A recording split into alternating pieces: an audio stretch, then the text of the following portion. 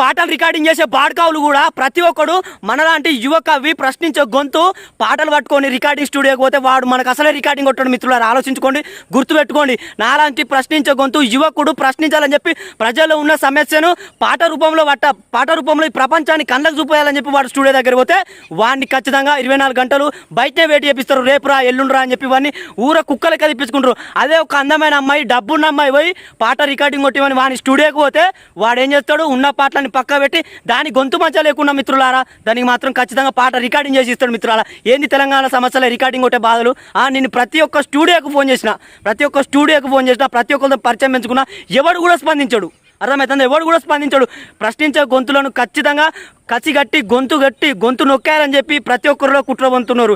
ఏదో రోజు మాకు రోజులు వస్తాయి, ఏదో రోజు మేము ప్రశ్నిస్తూనే ఉంటాము. అర్థం చేసుకోండి, మా రోజులు రావాలే, ఈ తెలంగాణను ఏలాలే.